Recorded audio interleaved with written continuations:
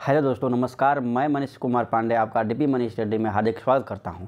दोस्तों, जैसा कि आपको विदित है कि आपका इस समय यूपीएसआई एंड यूपी कांस्टेबल और साथ ही साथ आपके यूपी पुलिस रेडियो ऑपरेटर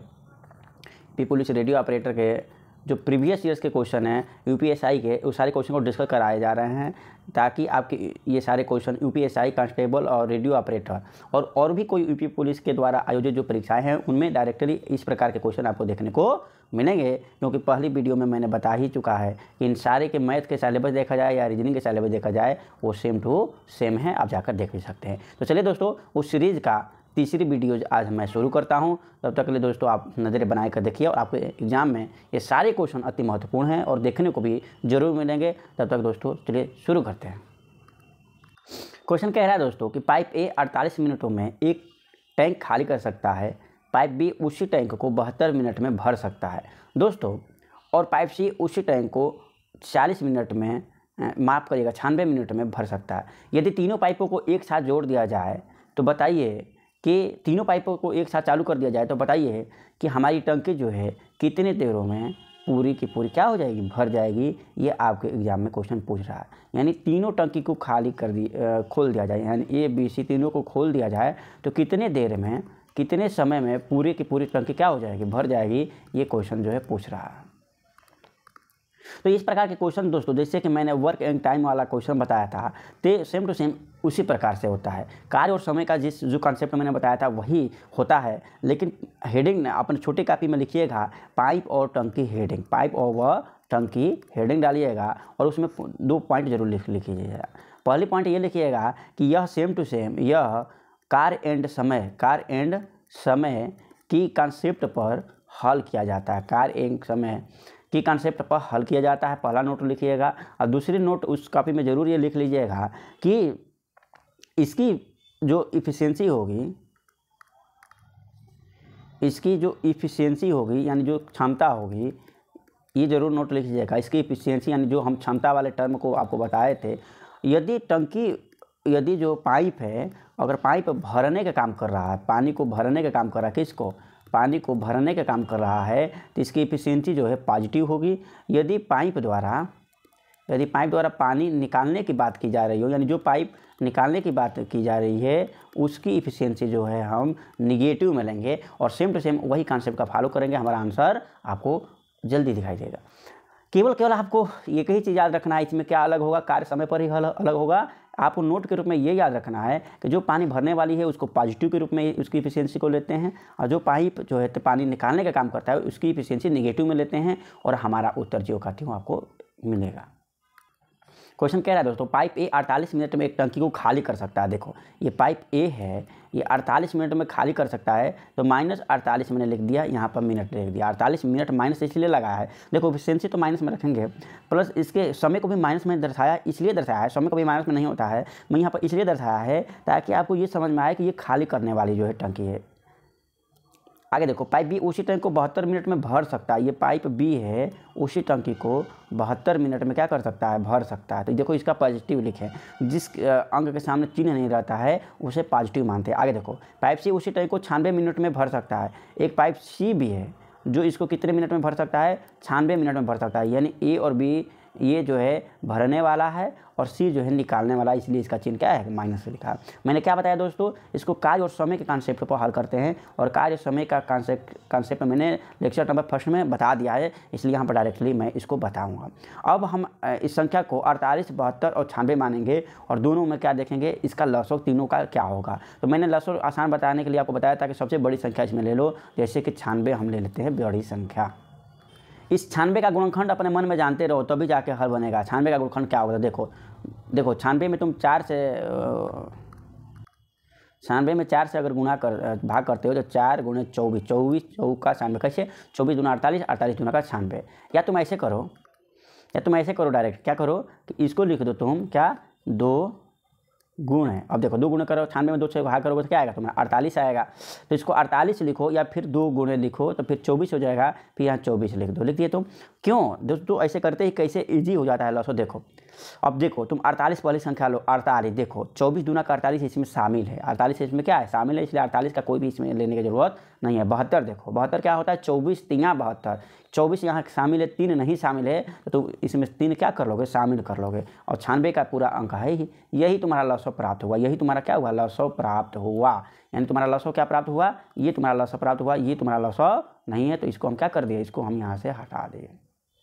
तुम्हारा लसव क्या मिला, तुम्हारा लसव मिला है क्या 96 गुणे 3, ये तो पूरा टोटल 96 होगा, 96 गुणे 3 ऐसे ही रहने दो। देखो दोस्तों ये तो आप विदिन मिनट कर सकते हो और डायरेक्ट कैसे हल करोगे, देखो क्या कह रहा है कि तीनों को जब खोल दिया जाए, माने तीनों टंकी को खोल दिया जाए तो टंकी कितने मिनट में भरेगा, तो ये ज्ञात करने से पहले हम क्या ज्ञात करते हैं इसकी इफिशियंसी। तो चलो इफिशियंसी ज्ञात करो, 96 में 48 से तुम भाग करोगे तो देखो 24 दूना का 48, ये तुम्हारा कट जाएगा, बचेगा क्या 2 गुणे 3 यानी क्या बचेगा 6 बचेगा। यहाँ पर 6 लिखो, लेकिन इसकी एफिशिएंसी याद रखो माइनस में करोगे क्योंकि ये खाली करने वाला है। और 72 में 96 से भाग करोगे क्या होगा, देखो यहाँ पर देखो 24 तिया 72, ये कट जाएगा, बचेगा 2 दूना का 4 की, देखो कितना ईजी हो रहा है ना। इस प्रकार के लसो ज्ञात करने से कितना ईजी हो रहा है तुम्हारा, देखो 96 से 96 कट जाएगा, क्या बचेगा 3, माने जैसे ही तुम देखोगे उतर पाओगे। अब तीनों टंकी को खाली करने के बाद कितना समय लगेगा, यानी देखो पूछ कह रहा है टाइम, टाइम यहाँ टाइम लिखो, टाइम बराबर तीनों टंकी को चालू करने के बाद A + B + C याद करना, तुम्हें याद रखना है कि ये चिन्ह जो होता है बहुत इंपॉर्टेंट है। अब देखो तीनों टंकी को खाली करने के बाद तीनों टंकी, ये क्या पूछ रहा है टाइम, टाइम बराबर एक ही फार्मूला किसी से याद नहीं होता दोस्तों, मैं बताता हूँ कि टाइम बराबर होता है work upon efficiency, work upon efficiency. Work कौन सा, तो यही टोटल वर्क होता है, याद रखना जो एलसीएम होता है, जो एलसीएम ज्ञात करते हैं वही टोटल वर्क होता है, ये याद रखना। इफिशियंसी कितना किसका का, तो इन तीनों की इफिशियंसी। तो टोटल वर्क कितना है दोस्तों 9 6 × 3 है, हमें गुणा करने की जरूरत नहीं है दोस्तों। अब तीनों की इफिशियंसी याद करो, यार क्या क्या मैंने नोट में लिखवाया था कि इफिशियंसी हमेशा चिन्ह सहित लिखते हैं, तो इसका इफिशियंसी क्या है माइनस है क्योंकि ये खाली कर रहा है, बी का जो है +4 है, इसका +3 है। तो देखो अब कितना ईजी हो जाएगा, 96 में से 3 से गुणा कर दो, क्यों, क्योंकि देखो 6 में से देखो ये 4 और 3 प्लस है तो ये जुटेगा तो +7 होगा, और 96 में 3 से गुणा कर ये -6 होगा, तो +7 में से -6 जाएगा तो क्या होगा 1 होगा, ऊपर 3 से गुणा करो, 3 से 18, 3 7 21, 3 27 और 27 और 1 तुम्हारा 28। अब 1 में भाग करोगे तो क्या तुम्हें मिलेगा 288 क्या मिनट तुम्हारा क्या होगा आंसर होगा। देखो दोस्तों कितनी इजी तरीका से आपके क्वेश्चन का आंसर जो है देखने को मिले हैं। चलो जो निम्नलिखित में से स्टार को प्रतिस्थापित करने के लिए चिन्हों के कौन सा समुच्चय का प्रयोग किया जाएगा, ऐसे क्वेश्चन को इजी कैसे बनाया जाता है दोस्तों। तो इस क्वेश्चन को हम इस कॉपी में जो है उतारते हैं, लिखा 56, यहाँ गैप करो, 4 लिखो, फिर 3 लिखो और बराबर है यहाँ पर तो बराबर कर दो, फिर क्या है 9 है, फिर क्या है 2 है, फिर क्या है 7 है, इनके बीच चिन्ह लगाना है। तो देखो एग्जाम में इन क्वेश्चन को कैसे करते हो, तो देखो ऐसे क्वेश्चन को एग्जाम में दोस्तों तुरंत कैसे सॉल्व करते हैं। इसका डायरेक्ट जो है क्या है चिन्ह है क्या प्लस गुना प्लस माइनस, यानी यहाँ प्लस यहाँ गुना और यहाँ पर प्लस गुना फिर प्लस गुना प्लस माइनस। अब यहाँ पर देखो चिन्ह देखते ही तुम समझ जाओगे, प्लस मतलब 60, 60 में 3 से गुना किया 120, इससे कुछ होगा नहीं होगा। यहाँ पर गुना दे दिया, यहाँ पर देखो ये खुद ही छोटी संख्या है, यानी इधर की तरफ देखो इधर छोटी छोटी संख्या इधर बड़ी बड़ी संख्या है, यानी इस साइड गुना होगा और इस साइड प्लस माइनस होगा तो काम बन भी जाएगा। लेकिन इस साइड गुना न रहे बल्कि इधर आ जाए तो ये क्वेश्चन बनने वाला नहीं है, क्योंकि ये इधर खुद ही बड़ा है, देखो इधर खुद ही बड़ा है, इसलिए ये बात को ध्यान देखो, थोड़ा सा लॉजिक लगाओ। ये प्लस गुना इस साइड दिया, इसमें भी देखो प्लस गुना, देखो प्लस गुना दोनों साइड दिया है, इसलिए ये भी चेक करो। देखो अगला क्या है, अगला है, अगला के लिए तुम कलर चेंज कर सकते हो, प्लस गुना गुना, देखो यहाँ प्लस है फिर गुना है फिर गुना है फिर यहाँ पर प्लस है, देखो देखो देखो यहाँ देखो पहले गुना करो, चरतियाँ क्या होगा 12, ये 9 दूना 18, इससे भी काम नहीं बनने वाला है, हटा दो। देख रहे हो कितना जल्दी जल्दी हो रहा है। यहाँ पर देखो यहाँ पर क्या है प्लस फिर माइनस फिर तुम्हारा क्या है डिवीजन, देखो ये तो और छोटा हो जाएगा, देखो यहाँ पर डिवीजन करोगे और छोटा हो जाएगा, इससे ही तुम्हारा कैंसिल आउट होता रहेगा। यहाँ पर डिवीजन हो गया तो और छोटा हो गया कि नहीं, यहाँ पर प्लस प्लस आ रहा है, इधर डिवीजन आ रहा है तो काम और गड़बड़ हो गया और छोटा हो जाएगा, क्योंकि ये छोटी संख्या इधर जरूर जो है गुना होनी चाहिए। देखो इसमें देखो प्लस माइनस इधर गुना अब फिर माइनस दे दिया, यानी ये काम बन जाएगा। ऐसे भी तुम मार कर चले आओगे तो ये देख लियो, तो क्या है इधर है शायद डिवीजन है, ये डिवीजन है, डिवीजन के बाद ये माइनस है, माइनस के बाद ये हमारा गुना है और यहाँ पर माइनस है। दोस्तों एग्जाम में तुम ऐसे ही करोगे, तुम्हारे पास पेन अलग अलग नहीं होंगे लेकिन फिर भी तुम ऐसे ही करोगे, ये इसके बीच चिन्ह मानोगे, इनके बीच इस ये सब हट जाएंगे। अब हमारा चौथा नंबर क्वेश्चन ऑप्शन से देखो हल कर, देखो 56 में 4 से भाग करोगे तो क्या होगा बताओ। तो तुम्हें नहीं समझ में आ रहा है तो 56 में 4 से भाग, 56 का आधा क्या होगा बताओ 28, 28 आधा क्या होगा तो अगर 4 में 2 2 है ना, तो 2 एक बार 2 से भाग करो, एक बार 2 से भाग करो, 2 से भाग का मतलब आधा होता है, 56 का आधा माने 28, 28 का आधा माने 14। अब देखो यहाँ पर माइनस है, 14 में से 3 जाएगा क्या होगा, यहाँ तो पता चल ही जाएगा, 9 दूना का 18, 18 में से क्या है माइनस है, 14 में से 3 जाएगा तो भी तुम्हारा क्या होगा 11 होगा, और 18 में 7 जाएगा तो भी 11 होगा। ये तुम्हारा राइट आंसर होगा। इस कॉन्सेप्ट का प्रयोग करोगे आप तो ईजी तरीका से क्या करोगे, सॉल्व कर ले जाओगे। अब नेक्स्ट क्वेश्चन देखो, क्वेश्चन नंबर 23 हमारा रीजनिंग है। क्या कह रहा है, दी गई श्रृंखला में अगला पद ज्ञात करें। दोस्तों श्रेणी में ध्यान दिया जाता है कि हमारा अगला एक पद के बाद जो दूसरा पद है उसमें क्या मूलभूत परिवर्तन हुआ है, दूसरे के बाद तीसरा पद है उसमें क्या मूलभूत परिवर्तन हो रहा है। कभी कभी क्या होता है दोस्तों, कभी कभी क्या होता है कि इसमें अगला पद जाते हैं तो बढ़ता है, फिर अगला देखते हैं, अगला क्रम जाते हैं तो मान लो कि घटता है, फिर अगला क्रम देखते हैं तो यहाँ पर बढ़ा हुआ दिखता है। तो इस समय अगर ऐसा क्रम मिलता है तो हम एक बार एकांतर करके देख लेते हैं। एकांतर करने का मतलब एक को छोड़कर दूसरा का देखते हैं, एक को छोड़कर मैं पहले का ये है, दूसरा का छोड़कर तीसरा का देखेंगे, फिर मैंने एक गैप करके फिर अगला देखेंगे। इस प्रकार से भी क्रम हम लगाते हैं। अगर देखो कैसे, देखो रिटायरमेंट लिखा है, यहाँ टायर में लिखा है, यानी कुछ ना कुछ अक्षर को गायब किया है, फिर इसमें अक्षर जो है इसके अपेक्षा और बढ़ा दिया है। यानी हो ना हो यहाँ से तुम दिमाग लगाओगे कहीं एकांतर क्रम तो नहीं लगाया है, यानी इसका रिलेशन इससे और फिर इसका रिलेशन अगले पद से कहीं नहीं लगाया है ना। तो देखो पहले तो इसका पद इससे अगर तुम्हारा रिलेशन लगाया है तो क्या किया है, देखो ध्यान से, रिटायरमेंट मैंने इसका आर पहला अक्षर और लास्ट अक्षर गायब करके लिख दिया। देखो रिटायरमेंट लिखा है ना, टी को हटा दिया, आर को हटा दिया। इससे देखा जाए तो इसका भी पहला अक्षर हटा दिया है, पहला IREM और लास्ट वाला अक्षर हटा दिया है। अब नेक्स्ट जो पद आएगा कौन आएगा, इसके बाद आएगा या इससे रिलेट करेगा दोस्तों, इससे एक टर्म छोड़कर इससे। इसमें भी हम क्या करेंगे, ई को हटा देंगे और यन को घटा देंगे, क्या बचेगा TIREME। इस प्रकार से इजी क्वेश्चन हो जाएगा दोस्तों। चलिए देखते हैं नेक्स्ट क्वेश्चन है दोस्तों कि आज बुधवार है तो 59 दिनों के बाद कौन सा दिन होगा। 59 दिनों के बाद कह रहा है, समझ लो। कह रहा है दोस्तों टुडे मैंने आज की बात कर रहा है। टुडे आज जो है कौन सा दिन है, बुधवार है। आज बुधवार है तो कह रहा है 59 दिनों बाद, ये नहीं कह रहा है 59वां दिन कर इसके तो कह रहा है 59 दिन बाद कौन सा दिन होगा। मैंने आज अगर बुधवार है तो बुधवार में अगर हम 59 जोड़ दें तो इसके बाद कौन सा दिन होगा, ये पूछ रहा है दोस्तों। ये कैलेंडर से क्वेश्चन है और कैलेंडर में एक पॉइंट लिख लीजिए। ऐसे कैलेंडर का मैं एक क्लास एक लेक्चर दे दूंगा मैराथन, जो आपके पूरे कैलेंडर को विदिन 1 घंटा या मान के चलो मैराथन में 1-1.5 घंटा में पूरी हम जो है कैलेंडर के कॉन्सेप्ट को बता देंगे और आप इजी तरीके से सॉल्व कर ले जाएंगे। लेकिन मोटा मोटी चीज़ आज ये समझ लीजिएगा कि जो हम समय निकालते हैं और कुल साइकिल कितने दिनों का चलता है दोस्तों, कुल साइकिल हमारा 7 दिन का चलता है। 7 दिन हमारा दिन परिवर्तन होता रहता है।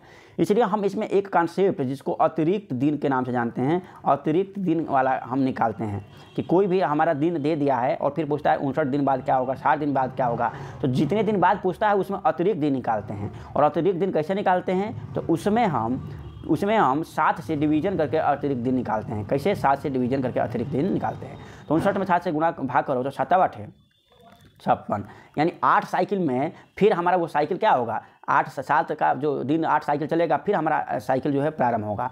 तो 59 में से 56 तुम घटाओगे तो क्या तुम्हें शेष बचेगा, 3 तुम्हारा शेष बचेगा। यानी ये 59 दिन अब तुम्हारा किस में बदल गया, अतिरिक्त दिन। मैंने 59 दिन का अतिरिक्त दिन क्या आया, 3 आया। तो ये बुध प्लस यहाँ पर क्या लिख दोगे 3, क्योंकि 8 साइकिल तुम्हारा क्या हुआ, वही रिवीजन हुआ है, फिर बुधवार आ गया है। 8 बार हम गए हैं तो फिर बुधवार आ गया है और अतिरिक्त दिन कितना बचा है, 3। तो कुल मिला के तुम अतिरिक्त दिन निकालने जानोगे। अतिरिक्त दिन कैसे निकालते हैं, 7 से भाग करके जो आएगा वो हमारा क्या होगा, अतिरिक्त दिन होगा। यानी बुध में 3 अतिरिक्त दिन जोड़ दोगे, जो आएगा वही तुम्हारा समय होगा। तो बुध के बाद क्या आता है दोस्तों, बृहस्पति, बृहस्पति के बाद शुक्र, के बाद शनि, शनिवार होगा तुम्हारा 59वां दिन। तो काफ़ी क्वेश्चन है दोस्तों। चलो हम नेक्स्ट क्वेश्चन देखते हैं। नेक्स्ट क्वेश्चन है दोस्तों, प्रश्न को उस विकल्प से बदले जो पहले जोड़े में लागू तर्क का अनुसरण करता हो। SRD ये UTV। अब देखो मतलब इससे ये जो मिला है फिर इससे तुम्हारा क्या मिलेगा। तो ऐसे क्वेश्चनों के लिए हम बार बार तुम्हें बताते हैं कि इसकी नंबरिंग करो, ये तुम डिजिट में इसको कन्वर्ट करो। और तुम्हें बार बार बताया हूँ कि इसे जरूर नंबर में तुम लिखा करो। तो यस का मतलब क्या हुआ दोस्तों, देखो इसको ईजी बनाने के लिए हम क्या कर रहे हैं, यस का मतलब क्या होता है 19 होता है, आर मतलब क्या होता है दोस्तों 18 होता है, डी का मतलब 4 होता है, ए का मतलब 1 होता है। लिख दो UTB।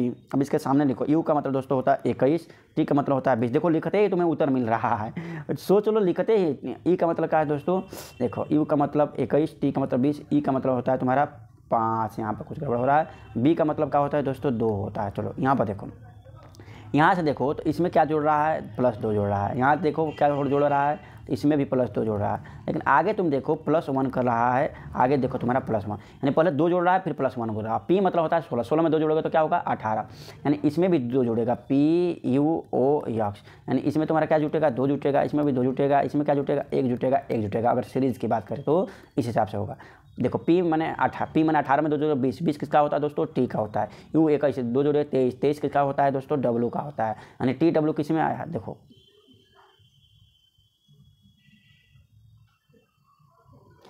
ये तो तुम्हारा आ ही नहीं रहा है TW कहीं पर दोस्तों। P का मतलब 16, 16 में 2 जोड़ोगे तो 18, 18 किसका होता है दोस्तों R का होता है। U का मतलब 21, 21 में 2 जोड़ोगे 23, 23 का मतलब W होता है, तो RW। अब आगे देखो ये O किसका होता है दोस्तों, O का मतलब होता है 15, 15 1 16, यानी क्या होगा P होगा, यक्स के बाद क्या आएगा, यक्स के बाद Y आएगा, यानी RWPY, RWPY तुम्हारा पहला आंसर क्या होगा, सही होगा। नेक्स्ट क्वेश्चन है दोस्तों, 25% के हानि पर $15,825 में एक मोबाइल बेचा गया, यानी 25% के हानि पर इतना एक मोबाइल बेचा गया। यदि इतने रुपये में बेचा जाता तो इस पर वास्तविक लाभ या हानि कितना प्रतिशत होता। दोस्तों एक कॉन्सेप्ट याद कर लेना, तुम अपने छोटी कॉपी में हेडिंग डालना लाभ व हानि। लाभ व हानि के क्वेश्चन कैसे होते हैं दोस्तों, तो लाभ व हानि का क्वेश्चन प्रतिशत पर होता है। किस पर होता है, प्रतिशत का जो मैंने फार्मूला बताया है सेम टू सेम उसी प्रतिशत पर हल करते हैं। पहली पॉइंट लिखना, ये प्रतिशत है, प्रतिशत पर इसका हल करते हैं, प्रतिशत पर हल करते हैं, पहला पॉइंट लिखना। दूसरी पॉइंट क्या हो जाएगी दोस्तों, याद रखना कि लाभ में लाभ क्या होता है, तो लाभ क्या होता है दोस्तों, तो 2 कॉन्सेप्ट होता है, एक होता है SP और एक होता है CP। तो SP का मतलब होता है दोस्तों, SP का मतलब क्या होता है, SP का मतलब होता है विक्रय मूल्य और CP का मतलब क्रय मूल्य, इसे याद करना है। यानी जिस वस्तु को हम खरीदते हैं उस समय जितना पैसा पे करते हैं उसे CP, और बेचते समय जो पैसा लेते हैं उसको हम कहते हैं SP। तो जब SP बड़ा होता है तभी तो तुम्हें लाभ होगा। मान लो तुम 2 रुपये की चीज़ खरीदे और 3 रुपये में बेचोगे, यानी बड़ा जब बेचोगे, बेचा हुआ जब बड़ा होगा तभी तो लाभ होगा। तो हमेशा तुम्हारा SP जो बड़ा होता है तभी लाभ होता है। और दूसरा हानि कब होता है दोस्तों, तो हानि तुम्हारा तब होता है जब तुम्हारा बेचा हुआ मूल्य क्या होता है, कम पर तुम बेचते हो, खरीदते ज़्यादा पे हो, तब तुम्हारा हानि होगी। पहली पॉइंट ये। लाभ का कितना होगा तुम्हारा, तो भाई जितना तुम अधिक में बेचे हो वही तुम्हारा लाभ होगा, यानी घटा दोगे SP में से CP से। और तुम्हारा हानि को कितना होगा, तो भाई CP बड़ा है, CP में से SP को घटा दोगे तो हानि हो जाएगा। अब देखो तो कभी कभी ये पूछता है, कभी कभी पूछता है कि लाभ परसेंट बताइए। तो परसेंट दोस्तों हमने प्रतिशत का फॉर्मूला तुम्हें बताया था गधा वाला, प्रीवियस वीडियो तुम देखो, जो विद्यार्थीगण प्रीवियस वीडियो नहीं देखो वो देखकर के बगल में जो होता है उसको हम क्या करते हैं, लिख देते हैं, यानी लाभ। नीचे किसको लिखते हैं, जिससे तुलना करते हैं। और यहाँ पर तुलना हमेशा क्रय मूल्य से करते हैं, या नीचे हमेशा शुरुआती वैल्यू को लिखते हैं, यानी CP × 100 हो गया। ऐसे हानि का पूछता है तो यहाँ पर हानि कर देते हैं, यानी वही परसेंटेज का ही क्या है तुम्हारा फार्मूला है। चलिए दोस्तों अब आगे देखते हैं क्या हाल होता है। तो ठीक है दोस्तों, काफ़ी ही इजी तरीका से आप केवल प्रतिशत को जानते रहिए। आप प्रतिशत को जानने से सारे लाभ हानि और साथ ही साथ जो आपके छूट वाले क्वेश्चन आते हैं सारे क्वेश्चंस हो जाएंगे। अब देखो इन सारे क्वेश्चनों को मैं केवल एक ही फार्मूला में कैसे हल कराता हूं, और इसको चुटकियों में कैसे हल आप करोगे केवल एक फार्मूला से। वो फार्मूला क्या है, वैल्यू अपान किसका इंटू चाहिए, वैल्यू अपान किसका, यानी यह जो वैल्यू दिया है वो किसका दिया है और हमें चाहिए क्या, हमें चाहिए क्या। यह फार्मूला रखते ही आपके उत्तर तुरंत मिल जाएगा। देखिए कैसे। अब देखिए कह रहा है 25% की हानि पर एक वस्तु इतने में एक मोबाइल को बेचा जाता है। ये जो मूल्य दिया है वो किसका दिया है, SP का दिया है। किसका दिया है, SP का। तो यह जो मूल्य दिया है SP का दिया है, 25% की हानि दिया है। एक बात और नोट में उस कापी में लिख लेना कि CP अपने आप में कितने % होता है, तो CP अपने आप में 100% होता है। हमेशा ये चीज़ याद कर रखे रहना कि CP अपने आप में 100% होता है। ये हमेशा इसे नोट कर लेना, याद कर लेना। CP अपने आप में 100% होता है। अब SP की वैल्यू की याद करो। अब देखो CP पर या तो लाभ होगा या तो हानि होगा। अगर लाभ होगा तो क्या होगा, लाभ होगा तो जो लाभ अगर होगा तो क्या होगा, जुटेगा CP में, और हानि होगा तो घटेगा। अब बताओ CP अपने आप में 100% और क्वेश्चन में कह दे कि 10% का लाभ हो गया, यानी SP कितना हो गया, 100% CP और 10% का लाभ हो गया, यानी 110% तुम्हारा SP हो गया। माने 100% में तुमने खरीदा, 10% में वृद्धि पर बेचा, तो तुम्हारा 110% ही तो SP होगा। और कभी कभी क्या कहता है कि 10% का हानि हो गया, यानी सीपी अपने आप में 100%, तो एसपी क्या होगा, 10% का हानि हो गया और 100% अपने आप में सीपी है, तो एसपी तुम्हारा क्या होगा, 10% का हानि हो गया यानी 90% हो जाएगा। ये बात याद रखना। कभी कभी एग्जाम में कहेगा कि 20% का लाभ हुआ या 20% का हानि हुआ, तो 20% का लाभ मतलब क्या हुआ, एसपी कितना हो जाएगा 120%, क्योंकि सीपी अपने आप में 100% और 20% का लाभ हुआ यानी एसपी हमारा 120%। यहाँ पे क्या कह रहा है कि 25% का हानि हुआ तो एसपी हमारा क्या हो जाएगा, 25% का हानि हुआ, और सीपी अपने आप में कितना परसेंट होता है, 100% होता है, और 25% का हानि हुआ तो एसपी तुम्हारा क्या हो जाएगा, सीपी अपने आप में 100% और 25% का हानि होती है यानी एसपी तुम्हारा क्या हो जाएगा, 75% हो जाएगा। तो देखो तुम्हारा क्या दिया है, ये वैल्यू यहाँ पर दिया है और यहाँ भी वैल्यू दिया है, यानी वैल्यू क्या दिया है, तुम्हारा वैल्यू दिया है 15,885। तो यहाँ लिख दो वैल्यू 15,885 बटा, अब देखो ये वैल्यू किसका है, ये वैल्यू किसका है, तो ये वैल्यू तुम्हारा है 25% का, नहीं 25% का नहीं, किसका है, बेचा हुआ। देखो कह रहा है इतना में बेचा गया, ये वैल्यू हमारा है 75% का। और फिर कह रहा है कि इतना में बेचा जाए तो वास्तविक लाभ होगी या हानि होगी, ये बताइए दोस्तों। अब क्वेश्चन हो गया क्या, उल्टा, यानी तुम्हें वैल्यू अपन किसका, तुम्हारा क्या क्या पूछ रहा है। देखो क्या हमें चाहिए, क्या लाभ या हानि प्रतिशत चाहिए। देखो लाभ या हानि प्रतिशत चाहिए, हमें क्या चाहिए, लाभ या हानि प्रतिशत में उत्तर चाहिए, प्रतिशत में। तो प्रतिशत यहाँ रहेगा और यह जिस चीज़ में तुम्हारा ऊपर वाला रहेगा उसी चीज़ में नीचे वाला भी रहेगा, और जो अपोजिट बचेगा वो ऊपर रहेगा, ठीक है। तो यानी हमें प्रतिशत चाहिए। अब क्या करेंगे, अब देखो यानी दो वैल्यू दिया है, ये वैल्यू दिया है, ये वैल्यू दिया है, और ये हानि और लाभ में तुम्हारा उत्तर पूछ रहा है। तो अब देखो इसका रिलेशन इसका उल्टा हो जाएगा, यानी क्या हो जाएगा, अभी तुम्हें हम समझाते हैं क्या हो जाएगा।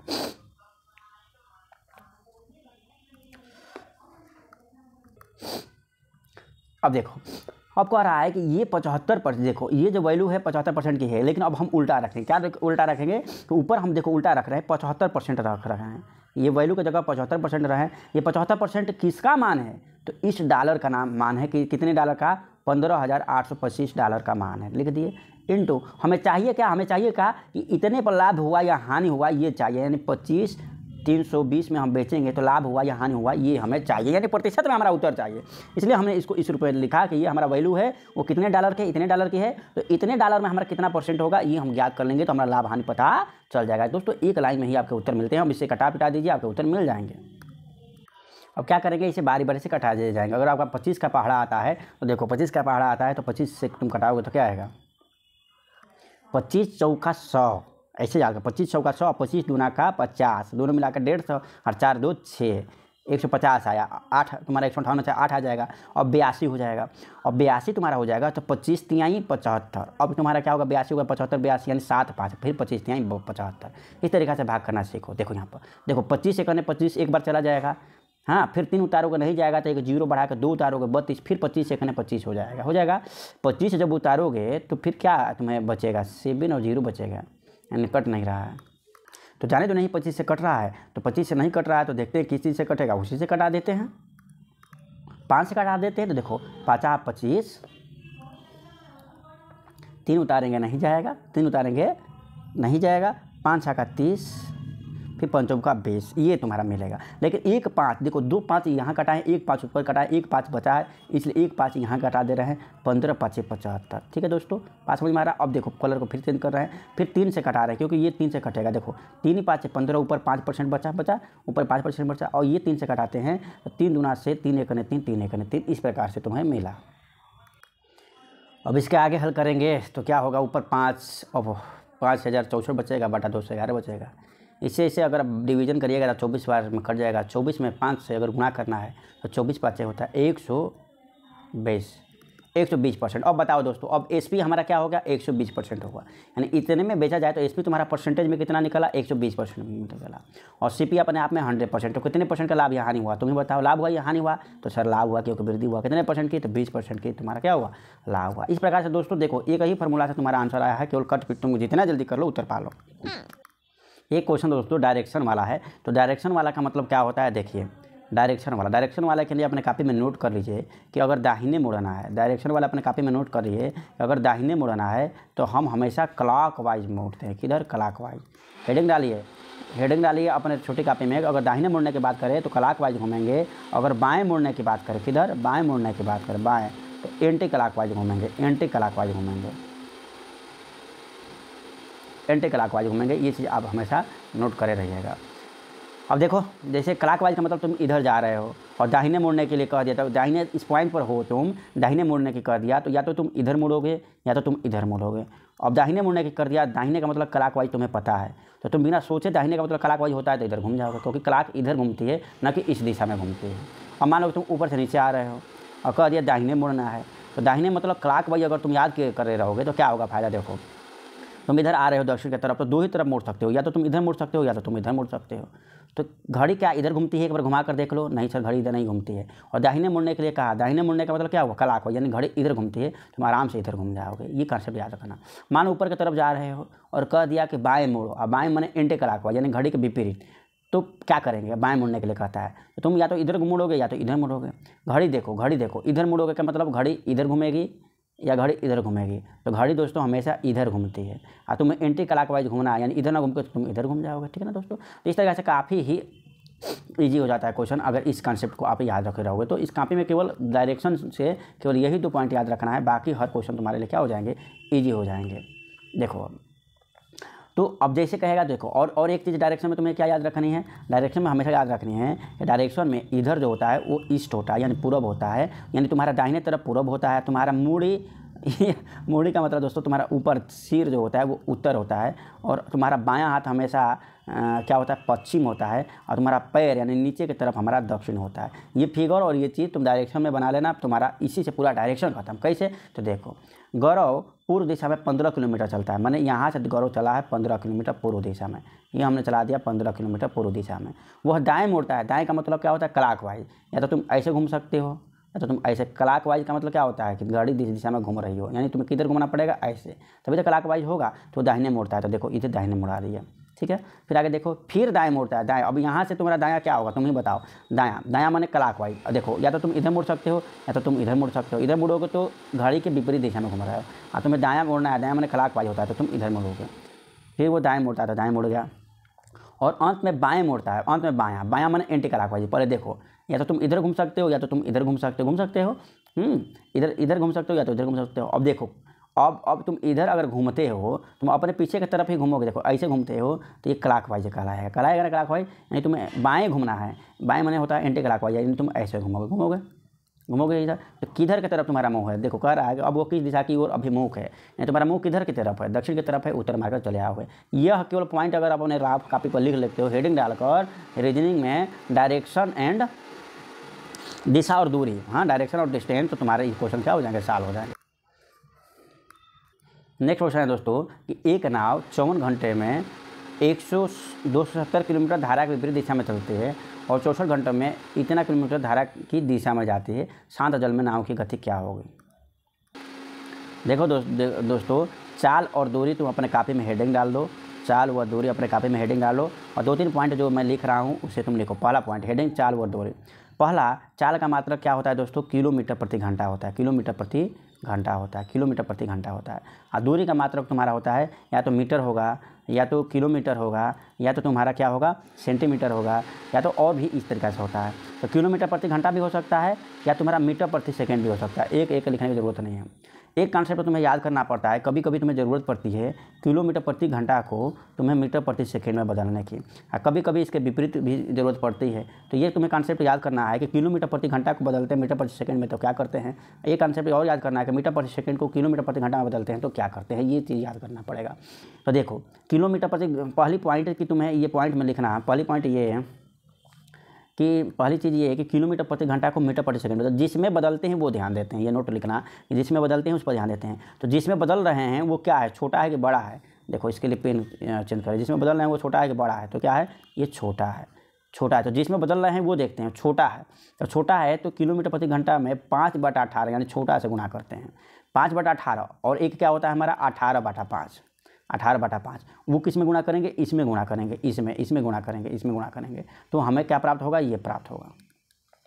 तो देखो, दो ही चीज़ से गुणा करते हैं, देखो इससे अगर इसमें बदलना हो तो इससे इसमें बदलना हो तो जिसमें बदलते हैं तो 5/18 से गुणा करते हैं, और इससे इसमें बदलना है तो 18/5 से गुणा करते हैं। तो जिसमें बदलते हैं उसको देखते हैं। तो जिसमें बदलते हैं तो किलोमीटर प्रति घंटा बड़ा है कि मीटर प्रति सेकंड में बदल रहा है, बड़ा है, मैंने कौन बड़ा है कौन छोटा है। तो ये जो है जिसे बदलते हैं वो देखो वो छोटा है, तो छोटा 5/18 छोटा होता है इसकी अपेक्षा, छोटा से गुणा करते हैं। अब इसको देखो इससे इसमें बदल रहे हैं तो ये जो है वो क्या है, छोटा है कि बड़ा है, तो बड़ा है तो बड़ा से गुणा करेंगे, यानी 18/5 से गुणा करेंगे। चाल और दूरी में ये कॉन्सेप्ट तो जरूर याद रखना। फिर इसके आगे क्या रखोगे याद, आगे ये याद रखना है कि एक ही फार्मूला तुम्हें चाल और दूरी में याद रखना है। वो फार्मूला क्या होता है, तो चाल बराबर होता है दूरी बटा समय, ये याद रखो। चाल बराबर क्या होता है तुम्हारा दूरी। दोस्तों ये कॉन्सेप्ट मैं बताता हूँ ताकि एक चैप्टर तुम्हारा इसी से खत्म हो जाएगा। चाल बराबर दूरी बटा समय याद रखना। दूरी का मात्रक क्या होगा, या तो मीटर होगा या तो किलोमीटर होगा। समय का मात्रक क्या होगा, या तो सेकेंड होगा या तो घंटा होगा ना। तो अगर मीटर प्रति सेकेंड होगा, देखो अगर मीटर और सेकेंड होगा तो मीटर प्रति सेकेंड इसीलिए हो जाता है, इसीलिए होता है मीटर प्रति सेकेंड। और किलोमीटर प्रति घंटा होता है, इसलिए चाल का मात्रक होता है किलोमीटर प्रति घंटा। और प्रश्न आता है कि चाल का मतलब क्या होता है। चाल का मतलब होता है एकांक समय में तय की गई दूरी। एकांक समय में तय की गई दूरी क्या कहलाती है, हमारी चाल कहलाती है। एकांक समय में तय की गई दूरी का मतलब हुआ कि 1 सेकेंड में तुमने कितना दूरी तय किया वो चाल कहलाएगा। अगर घंटा में बात अगर करें तो घंटा का मतलब हुआ कि 1 घंटा में तुमने कितना दूरी तय किया वो तुम्हारा चाल कहलाएगा। मान लो किसी गाड़ी का चाल तुम्हारा दिया है 10 मीटर प्रति सेकेंड, तो ये अपने आप में क्या कह रहा है, ये अपने आप में ये कह रहा है कि यह गाड़ी जो है पर सेकेंड 10 मीटर चलेगी, यानी कुल मिला के 1 सेकेंड में कितनी दूरी तय करेगी, 10 मीटर दूरी तय करेगी। अगर मान लो किसी का चाल 10 किलोमीटर प्रति घंटा है तो यह चाल अपने आप में क्या कह रहा है, ये कह रहा है कि यह जो गाड़ी है वो 1 घंटा में 10 किलोमीटर चलेगी। ये हकीकत ज्ञान है दोस्तों, इस हकीकत ज्ञान को जरूर याद रखिएगा। ये पॉइंट अपने कॉपी में नोट करें, फिर आगे हम क्या बताते हैं तो चलिए बताते हैं। कभी कभी आपके क्वेश्चन चाल और दूरी में आपका एवरेज से पूछ देता है कि औसत चाल क्या होगा। तो दूसरा पॉइंट आप अपने कॉपी में जरूर नोट करिएगा, जितना मैं बताता हूँ। दूसरा पॉइंट नोट करिएगा तो औसत चाल मतलब होता है, औसत का मतलब होता है कुल दूरी बटा कुल समय। औसत चाल का मतलब क्या होता है, कुल दूरी बटा कुल समय, ये जरूर नोट करिएगा। तो औसत चाल से अगर क्वेश्चन आएगा तो तुम्हारा कुल दूरी बटा कुल समय तुम कर दोगे, तुम्हारे क्वेश्चन का आंसर मिल जाएगा।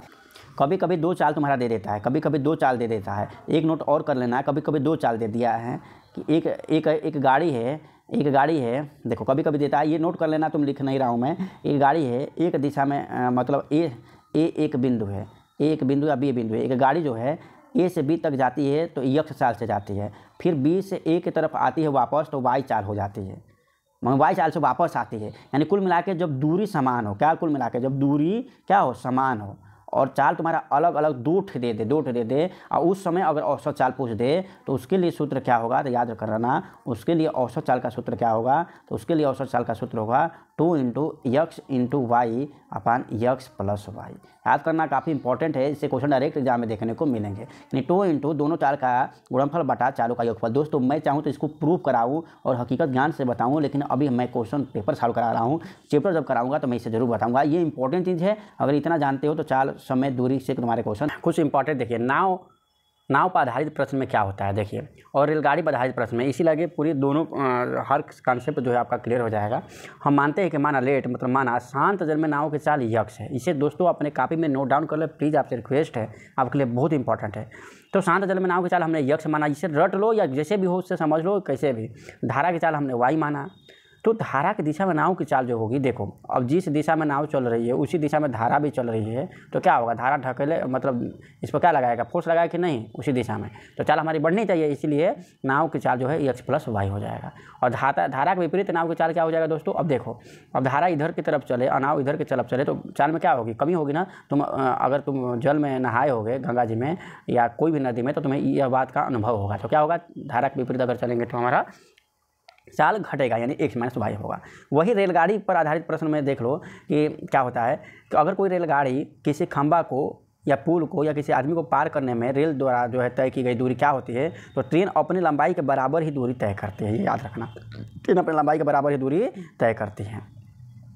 यदि वह रेलगाड़ी प्लेटफार्म को पार करे तो कितनी दूरी तय करेगी, और वह रेलगाड़ी प्लेटफार्म को पार करती है तो वो अपनी लंबाई के बराबर और प्लस प्लेटफार्म की लंबाई के बराबर, दोनों के योगफल के बराबर क्या होता है, दूरी तय करती है। बहुत ही इंपॉर्टेंट है रेलगाड़ी पर आधारित प्रश्न। और कभी कभी क्या होता है कि एक रेलगाड़ी जो है ए और दूसरी रेलगाड़ी बी कभी कभी एक ही दिशा में चलती हैं, तो एक ही दिशा में चलती हैं तो उस समय की चाल को हम कौन सी चाल कहते हैं, सापेक्षिक चाल। याद रखना, मतलब अगर दो ट्रेन चलेंगी तो दोनों ट्रेन मिलाने के बाद जो चाल बनती है उसे सापेक्षिक चाल कहते हैं।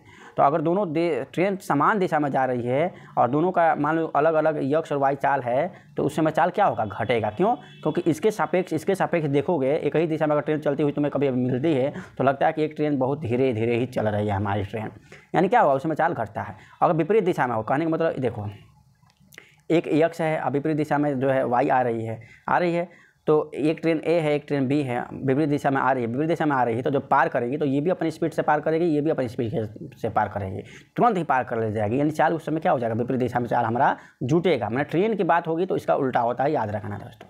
क्यों होता है ये भी मैंने बात आपको बता दी। और एक बात याद रखना है कि इस दशा में उस चाल का नाम, इस एक्स माइनस वाई का चाल का नाम सापेक्षिक चाल हो जाता है। कौन सा चाल? सापेक्षिक चाल। तो सापेक्षिक चाल बराबर क्या हो जाएगा, एक्स प्लस वाई हो जाएगा जब विपरीत दिशा में ट्रेन चलेंगे एक दूसरे के। तो ठीक है। और दूरी कितनी तय करेंगे इन दोनों कंडीशन में, दूरी कितनी तय करेंगे, तो दोनों ट्रेनों की जो अपनी लंबाई होगी उनके योग के बराबर, यानी अपनी लंबाई के योग के बराबर दूरी तय करेंगे। ये पॉइंट तुम याद कर ले हुए तो तुम्हारे चाल और दूरी से कोई भी चैप्टर क्यों ना हो, कोई भी क्वेश्चन को इसी तरीके से सॉल्व कर ले जाओगे। अब क्वेश्चन को देखो क्या कह रहा है कि एक नाव 54 घंटा में 270 किलोमीटर धारा के विपरीत दिशा में जाती है। धारा के विपरीत दिशा में जाती है, देखो 54 घंटों में, यानी टाइम दे दिया। देखो धारा के विपरीत दिशा में चाल क्या होती है, देखो विपरीत दिशा में चाल होती है एक्स माइनस वाई होती है ना, मतलब एक्स माइनस वाई के चाल से चलती है तो वो 54 घंटे में क्या करती है, 270 किलोमीटर की दूरी तय करती है, ये कह रहा है। और 64 घंटों में 448 किलोमीटर की दूरी धारा की दिशा में जाती है। धारा की दिशा में चाल क्या हो जाता है, एक्स प्लस वाई हो जाता है ना।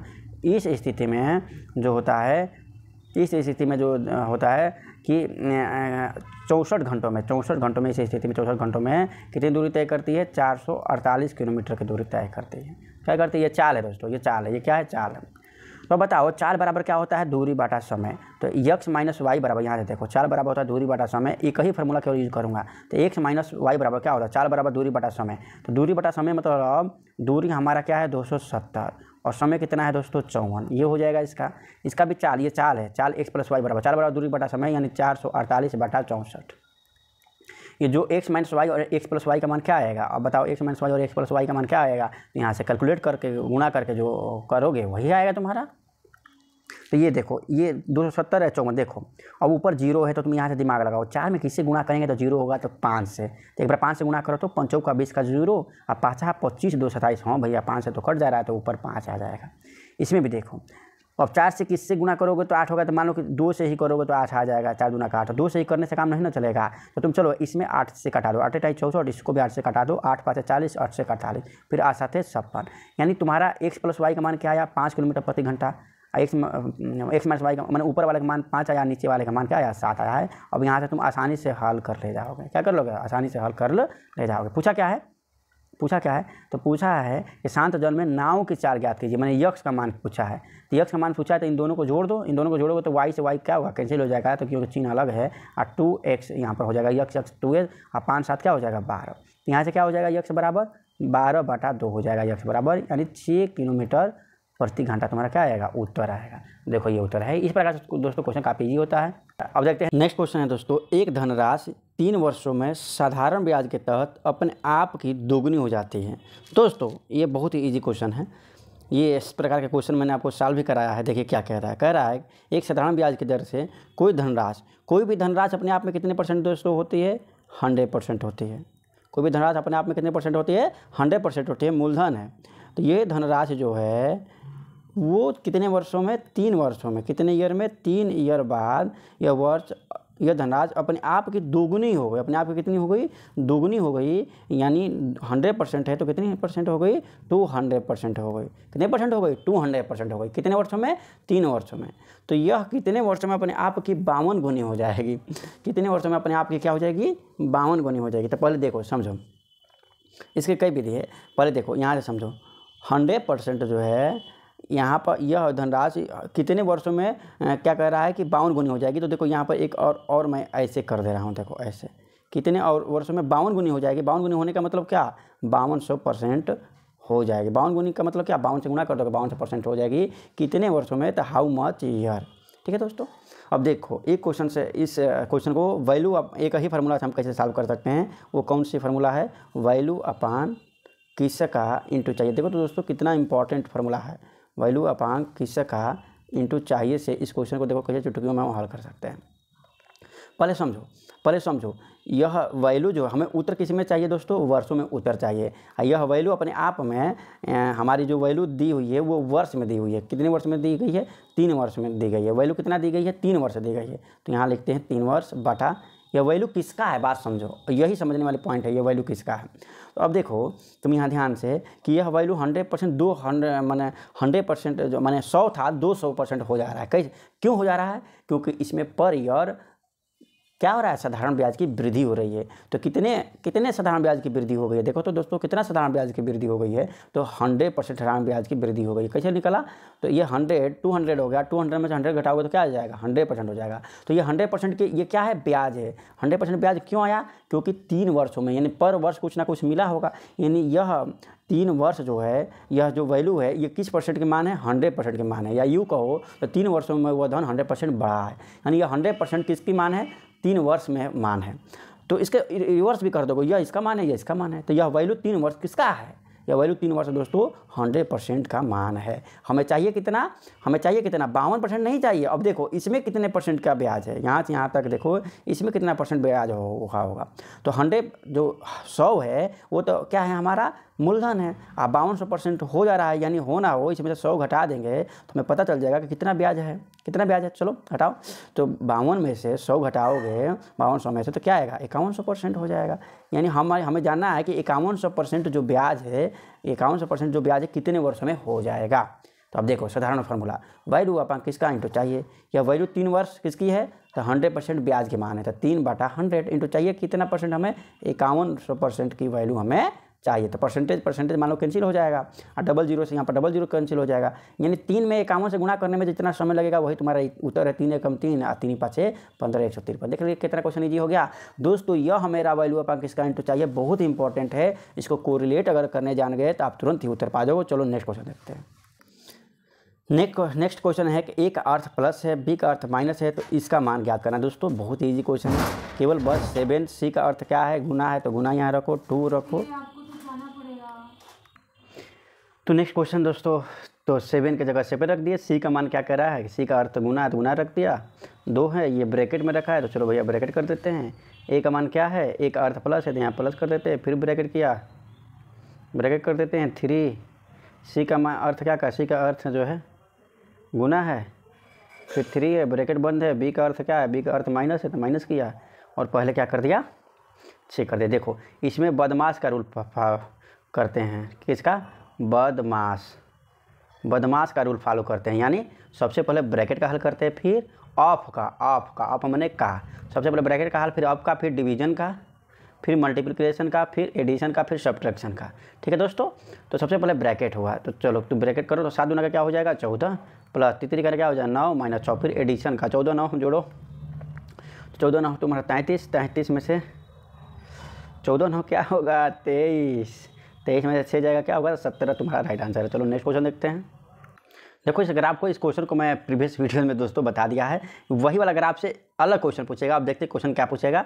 जो लोग प्रीवियस वीडियोज नहीं देखते हैं तो देखोगे तभी तो समझ में आएगा। मैराथन क्लास चल रहा है। क्वेश्चन क्या कह रहा है कि निम्नलिखित प्रश्न को उत्तर देने के लिए निम्नलिखित ये चार्ट लगाई है, इतना हज़ारों में। कंपनी बी ने अधिकतम बिक्री किस वर्ष में की है, कंपनी बी ने अधिकतम बिक्री किस वर्ष की, कंपनी बी ने अधिकतम बिक्री, ये पूरा बिक्री है किस वर्ष की, 2001, 2011, 2021, 2031। सब किस वर्ष की, काफ़ी इजी क्वेश्चन लग रहा है। ये देखो अधिकतम बिक्री किस वर्ष की, इसमें 600, 700, ये 800, ये 1150, यहाँ जो है 1000, 1150 मैंने 2021 में की। कब की, 2021 में की। देखो 2021 तुम्हारा क्या है, राइट आंसर है ना, राइट आंसर 2021। चलो अब नेक्स्ट क्वेश्चन देखते हैं। नेक्स्ट क्वेश्चन क्या कहता है। नेक्स्ट क्वेश्चन है what is the value should come in the, मैंने इसका मान ज्ञात करना है, मैंने इसको सॉल्व करना है। वही दोस्तों 1296 तुम्हें निकलवाया था, किसका आया था, तुम सोचो पिछली बार 36 का आया था ना। रूट प्रीवियस वीडियोज में मैंने वर्गमूल निकालना सिखाया है। जो लोग वर्गमूल नहीं जानते हैं प्लीज़ प्रीवियस वीडियोज़ को देखें, शायद इसी वीडियो में बताया है, मतलब पीछे मैंने बताया उसको पूर्ण रूप से देखें। और 1296 देखो अब दशमलव है तो दशमलव समझ जाओ, दशमलव भी जोड़ा के रूप में निकलेगा। जैसे दशमलव को हमेशा दाएं से गिना जाता है, एक आई दाएं, 2 है ना, 1 2, 2 अंक बाद है तो बाहर निकलेगा 2 का जोड़ा 1 का जोड़ा हो जाएगा, मैंने 1 अंक बाद होगा। पहले समझो 1296, 1296 का क्या मैंने बताया था, 36 तुम्हें बताया था। अब देखो 2 अंक बाद है ना, तो अब 1 अंक बाद लगेगा क्योंकि जोड़ा बाहर आता है, तुम्हें बताया है। तो 3.6 अब गुणे। अब देखो 784 किसका है बताओ, 784 किसका है दोस्तों, 28 का है, और 1 अंक बाद दशमलव लगेगा क्योंकि 2 अंक बाद है तो 1 अंक बाद दशमलव लगेगा। यहाँ डिवीजन है तो डिवीजन। दोस्तों कैसे, मैंने तुमको बताया था कि 1 से लेके कम से कम 30 तक तुम वर्ग याद करो, और वर्गमूल निकालने में मैंने पिछले वीडियोज़ में मैंने इस सवाल से जस्ट पहले वाले क्वेश्चन में 1296 आया, तो कैसे वर्गमूल निकालते हैं वो भी मैं बता चुका हूँ, तो प्लीज़ प्रीवियस वीडियो को आप देखें। 324 किसका है दोस्तों, 324 किसका है दोस्तों, तो 324 हमारा 18 का है, तो यहाँ 18 कर दो, और 2 अंक बाद दशमलव है तो अब बाहर निकल कर जोड़ा 1 निकल हो जाएगा, तो 1 अंक बाद निकाल दो। अब देखो यहाँ पर तुम 31 36 का कैसे वर्गमूल निकालोगे, अब बताओ। इसके लिए मैंने तुम्हें क्या बताया था, चलो वर्गमूल निकालने से तुम यहाँ से समझ जाओ, दशमलव को भूल जाओ, दशमलव को मार दो गोली। अब देखो यहाँ पर लो पहला डिजिट 1 से लेकर 9 तक किस संख्या का वर्ग का इकाई 6 होता है, बताओ किस संख्या का होता है, तो बताओगे तुम सर 6, 4 का होता है और 6 का होता है। तो तुम्हें क्या हमने बताया था कि 1 2 4 डिजिट है, तो हम कम से कम कितना अंक का वर्गमूल निकालते हैं, मान लेते हैं कि 3 अंक का वर्गमूल होगा। इसमें पहला का डिजिट हम कैसे भरते हैं, इकाई का डिजिट कैसे आता है, तो इसका पहला जो है वो किसका वर्ग है, किसका वर्ग करने पर 6 आएगा, ये देखते हैं। तो किसका 4 या 6 का वर्ग करने पर क्या आएगा, तुम्हारा 6 आएगा। तो चौका 16 6, 6 का 36 6, ठीक है दोस्तों। अब तुम्हारा 2 डिजिट का काम खत्म, अब बचा 31 किन 2 वर्गों के बीच है ये निकालो। देखो जैसे 5 का वर्ग क्या होता है तुम्हारा 25 होता है, और 6 का वर्ग तुम्हारा क्या होता है 36 होता है। तो तुम्हारा 31 25 और 36 के बीच आ रहा है कि नहीं आ रहा है, तो किन 2 वर्गों के बीच है ये अगर तुम फाइंड आउट करो। फाइंड आउट होते ही यह जो तुम्हारा छोटा होगा, ये छोटा 5 ये तुम्हारा यहाँ पर चला आएगा, ये 5 तुम्हारे यहाँ पर चला आएगा, ठीक है दोस्तों। 5 चला आया यहाँ पर, जो छोटा होगा वो दहाई के अंक पर आ जाएगा। अब डिसाइड ये करना है कि इकाई का अंक पर 4 होगा या 6 होगा। इसके लिए हमने तुम्हें क्या कहा था कि इसमें इससे तुम गुणा करो। ये क्या है 31 से, याद रखना ये 31 है, इसमें गुणा करो 5 आते 5 का 30। अब जो आया है गुणनफल, यह जो दहाई हमारा 2 डिजिट के बाद जो संख्या बचा 31, तो यह 31 क्या है, बड़ा है या छोटा है, तो ये 31 को देखो बड़ा है तो इसमें बड़ा संख्या ले लो, यानी कौन सा है 4 6 के हटाकर क्या ले लोगे 6 लोगे, यानी यहाँ पर क्या आएगा तुम्हारा गुण है 56 आएगा। चलो वर्गमूल निकालने में सीख गए, और कितने के बाद दशमलव लगाओगे 1। अब आगे क्या होगा दोस्तों, आगे बस देखो कैसे ईजी तरीक़ा से करेंगे।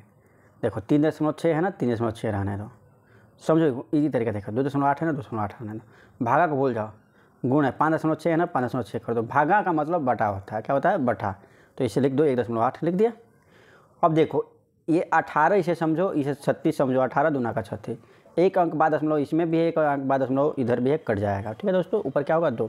अब 28 में 56 से गुणा करो, या मेरे जैसे आदमी क्या करेगा कि यह 2 और 56 इसे मानो, इससे क्या मानो 56 मानो, और इसे 28 मानो। 28 दूना का 56, 2 इसमें आया, 2 ये है, 56 में से 2 शामिल है, 28 दूना का 56, 2 इसमें लेते आ जाओ, 2 दूना का 4 हो जाएगा, और गुण ये 28 गुणा 28 हो जाएगा। और ऊपर अभी तुमने देखा 28 किसका वर्ग होता है बताओ, 28 का वर्ग क्या होता है 784, यहाँ लिख दो 784। अब देखो 1 अंक बाद यहाँ दशमलव, 1 अंक बाद यहाँ दशमलव, 1 अंक बाद दशमलव यहाँ लगा दो।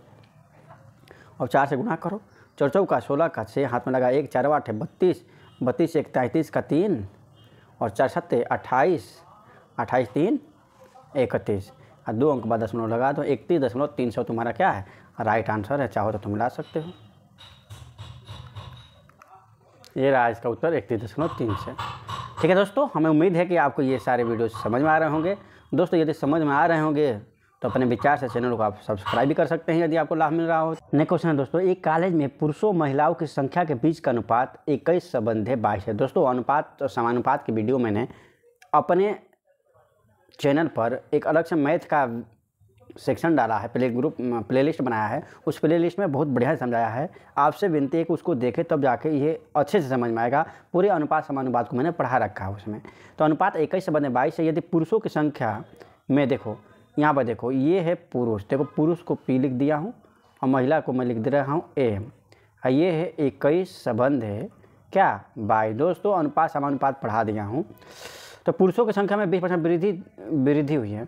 यदि पुरुषों की संख्या 20% वृद्धि हुई है और महिलाओं की संख्या में 30% वृद्धि हुई है, तब अनुपात क्या होगा, नया अनुपात पूछ रहा है। यानी पुरुष में कितने % की वृद्धि, 20% की वृद्धि, इसमें कितने % की वृद्धि, 20% की वृद्धि, और जो महिला है 22, इसमें कितने % की वृद्धि, इसमें 30% की वृद्धि।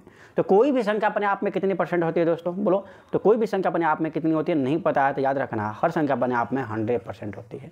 यानी 21 अपने आप में क्या है, 100% है। 21 अपने आप में 100% है, इसमें कितने % की वृद्धि हो गई दोस्तों, इसमें 20% की वृद्धि हो गई। ये अपने आप में 100% है, 20% की वृद्धि हो गई, तो हुआ कितना, ये 120% हुआ। मैंने 21 का 120%, 21 का 120% यानी परसेंटेज मतलब मैंने आपको क्या बताया, बटा 100।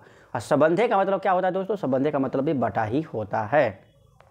अब यहाँ पर क्या होगा, 22 गुणे, अब 30% की वृद्धि है। 22 अपने आप में 100% है, 30% की वृद्धि हो गई, मैंने 22 का कितना %, 130%, मैंने बटा 100। अब देखो कि पेन का कलर चेंज करते हैं, 100 से 100 कैंसिल, ये 0 से ये 0 कैंसिल। अब देखो तुम्हारे पास क्या बचा, 22 2 से कटेगा 11 हो जाएगा, 12 2 से कटेगा 6 हो जाएगा। ऊपर क्या होगा, 6 कने 6, 6 दूना का 12, यानी क्या होगा 126।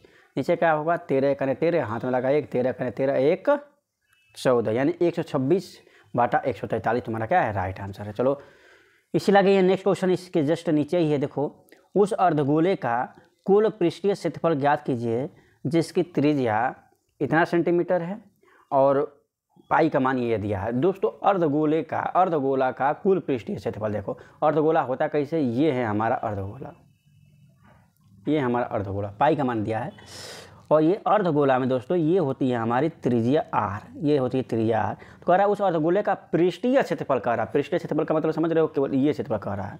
पृष्ठीय क्षेत्रफल का मतलब क्या हुआ तुम्हारा, उस अर्धगोले का पृष्ठीय क्षेत्रफल ज्ञात कीजिए।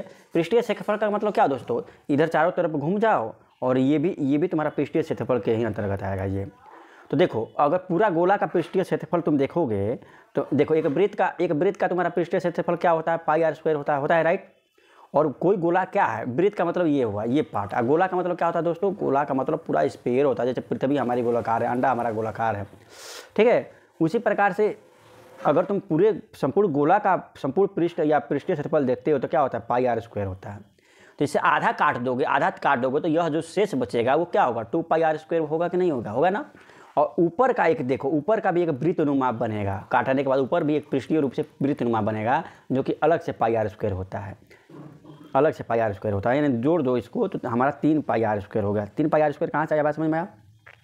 तो तुम याद रखना कि किसी भी अर्धगोले के जो पृष्ठीय क्षेत्रफल होता है उसका सूत्र 3πr² होता है। कैसे होता है ये भी बताया मैंने, 3 गुणे, अब देखो 22 का पाई का मान देखो 3.14 दिया है, इंटू r², r का मतलब 33 का स्क्वायर, तो लिख दो 33 गुणे 33 और इसका गुणा करो, जो तुम्हारा आएगा यही तुम्हारा क्या होगा, राइट आंसर होगा। चलो अब नेक्स्ट क्वेश्चन देखते हैं क्या है, नेक्स्ट क्वेश्चन क्या कह रहा है। नेक्स्ट क्वेश्चन कह रहा है दोस्तों, एक ट्रेन 80 किलोमीटर प्रति घंटा की गति से दिल्ली से जामनगर तक जाती है और 82 किलोमीटर प्रति घंटा की गति से लौटती है। यदि कुल यात्रा में 162 घंटे लगते हैं तो दिल्ली और अजमेर के बीच कितनी दूरी है। दोस्तों एक बात बताओ, तुम्हें मैंने एक बताया था एक फार्मूला, जस्ट इसी वीडियो में मैंने पिछले ही बात तुम्हें किया, दिल्ली है और ये क्या, जामनगर। और तुमसे मैंने बताया था कि नाव वाला क्वेश्चन मिल गया था, नाव वाला क्वेश्चन, कौन सा, नाव वाला क्वेश्चन। तो मैंने तुम्हें पूरा चाल और समय की मैंने पूरी चीज़ मैंने बता दी थी कि कहीं से भी क्वेश्चन आएगा तुम कर लोगे, पूरी कॉन्सेप्ट को मैंने बता लिया था। तो चलो देखो, अब यहाँ से क्या करता है, एक बंदा जाता है, ट्रेन जाती है यहाँ आती है, फिर यहाँ से वापस जो है यहाँ आती है। लेकिन जब यहाँ से यहाँ जाती है तो उस समय उसका स्पीड जो है 80 किलोमीटर प्रति घंटा है, और जब उधर से वापस आती है तो उसका स्पीड 82 किलोमीटर प्रति घंटा, क्या है, 82 किलोमीटर प्रति घंटा। को टोटल जाने और आने में कुल समय देखा जाए तो कुल समय तुम्हारा क्या हो गया, कुल समय अगर देखा जाए समय, तो कुल समय कितना लगा है, कह रहा है 162 घंटा लगा है। और मान लो कि तुम्हें यहाँ से यहाँ तक की दूरी अगर यक्स है तो टोटल चला कितना है, यक्स इधर और प्लस यक्स इधर, टोटल चला कितना है, 2x चला है। अगर हम यहाँ पर लिख दूँ, तुमसे पूछ दूँ कि कुल दूरी कितना होगा, तो कुल दूरी कितना चला है, यक्स प्लस यक्स चला है, यानी 2x चला है। ठीक है दोस्तों, बात समझ में आ गई, बात समझ में आ गई। अब यहाँ पर देखो, यहाँ से यहाँ चला, फिर यहाँ से यहाँ चला, यहाँ से तुम कोई भी क्वेश्चन, अब देखो यहाँ से जब दिल्ली से चला है जामनगर, फिर जामनगर से वापस आया है तो वो समय 162 घंटा लगा है। तो अगर हम तुम्हारा चाल निकाल दे, कौन सा चाल, यहाँ से यहाँ गया, यहाँ से यहाँ गया, तो मैं तुम्हें बताया था जब दूरी समान दूरी चले और चाल अलग अलग हो तो उस समय कौन सा चाल का नाम लेते हैं, तुम्हें बताए थे हम। कौन सा चाल का नाम लिया था मैंने, औसत चाल का नाम लिया था और बताया था कि 2 चाल दिया हो और वो 2 चाल 2a × b हो, a और b हो तो क्या हो जाता है 2a × b upon a + b हो जाता है। अगर तुम्हें याद होगा तो, नहीं याद होगा तो देख लो, a b की जगह xy हो सकता है, ठीक है ना दोस्तों। एक बार और याद रख लो, अगर दूरी समान हो और चाल अलग अलग दिया हो, दूरी समान हो तो औसत चाल में उसे कन्वर्ट कर लेते हैं। या औसत चाल बराबर होता है 2 गुणे दोनों चालों का गुणनफल बटा दोनों चालों का योगफल, यानी 80 + 82। तो अब जोड़ो, तो 2 गुणे 80 × 82 ऐसे ही रहने दो, 80 + 82 करोगे तो तुम्हारा 80 तुम्हारा होगा 60, यानी 162 हो जाएगा। यहाँ से एक बात, चलो औसत चाल निकल गई। अब यहाँ से एक बात समझो तुम, तो चाल बराबर क्या होता है, चाल बराबर क्या होता है बताओ, चाल बराबर क्या होता है, दूरी बटा समय। तो यहाँ क्या हम लिख सकते हैं, औसत चाल बराबर कुल दूरी बटा कुल समय भी तो लिख सकते हैं, कुल दूरी बटा कुल समय। औसत चाल बराबर ये भी तुम्हें बताया था, कुल दूरी बटा कुल समय। तो क्या कुल दूरी बटा कुल समय बराबर इतना हो गया, तुम्हारा हो गया। कुल दूरी तुम्हारा कितनी है बताओ, यक्ष और प्लस यक्ष कितनी हो गई थी, यहाँ पर 2x हो गई थी, 2x। अब बटा जो समय है वो क्या है, समय तुम्हारा है 162 था ना दोस्तों। देखो यहाँ से कितना ईजी हो जाएगा, 162 था ना, 162 बराबर तुम्हारा ये तुम्हारा सेम टू सेम 2 गुणे 80 गुणे 82, कभी भी गुणा सबसे अंत में किया जाता है, ठीक है ना। तो ये 162 से 162 क्या हो जाएगा तुम्हारा, कैंसिल आउट हो जाएगा और यहाँ से यक्ष बराबर तुम्हारा निकलेगा क्या, 2 गुणे 80 गुणे 82। ये 2x का मान है, तो यहाँ से देखो 2 से 2 भी कैंसिल हो जाएगा, देखो कितना ईजी हो गया, यानी 80 गुणे 82 ही तुम्हारा क्या हो गया, उत्तर आ गया। अब 8 से गुणा करो, 8 गुणा का 16, हाथ में लगा 1, 8 × 64, 1 65, 1 0 उतार लो, यानी 65 और 60 तुम्हारा राइट आंसर हुआ। कितना ईजी हो गया कि नहीं दोस्तों। हमें उम्मीद है दोस्तों, यदि आप हकीकत ज्ञान से पढ़ोगे तो इसे चुटकियों में सवाल को सॉल्व कर ले जाओगे। देखते रहो, आप बहुत ही आनंद आएगा, फुल मार्क्स लेकर आओगे और नौकरी भी प्राप्त करोगे। आगे क्वेश्चन कह रहा है दोस्तों 36 से 37 का क्वेश्चन कैसा, in the following question the statement in the following question the statement in the following question few statements are given, these statements are follow to conclusion. दोस्तों ये हमारा सिलोजिज्म का क्वेश्चन है, कह रहा है कि केवल एक कंक्लूजन सही होगा, फॉलो करेगा तो ये होगा, दूसरा का सही होगा तो ये होगा, नाइदर वन कोई भी फॉलो ना करे तो ये सी ऑप्शन होगा, दोनों फॉलो करे तो डी ऑप्शन होगा, दोनों में से कोई एक फॉलो करे तो ई ऑप्शन होगा, ठीक है। अब देखो क्वेश्चन देख लेते हैं। देखिए सिलोजिज्म में कुछ बात याद कर लेना, और कुछ हिस्सा मिलने की कहे कि कुछ ए बी है या सम ए इज बी, तो उसका फिगर हम ऐसे बनाते हैं, ठीक है ना। ये पार्ट क्या शो कर रहा है, ये पार्ट शो कर रहा है कुछ ए बी है। कभी कभी कहता है कि सभी ए बी है, यानी ऑल ए इज बी, माने सभी ए बी है, यानी ऑल ए इज बी। ये तो कुछ ए बी है, ये पार्ट है, तो कुछ ए बी है और कह देगा कंक्लूजन में कि कुछ बी ए है, तो ये भी कंक्लूजन तुम्हारा सही होगा। और सभी ए बी है, ठीक है ना, सभी ए बी है, तो यानी बी के अंदर तुमने ए को डाल दिया और कह देगा कि कुछ ए बी है, कंक्लूजन जो है ये सही है या गलत है। तो देखो सभी ए बी है तो कुछ ए बी तो है ही, है ना, तो ये भी तुम्हारा क्या होगा, सही होगा। यानी सभी में कुछ भी आता है, ये तुम जरूर याद रखना, सभी में कुछ भी आता है। चलो अब ये क्वेश्चन देख लो तुम।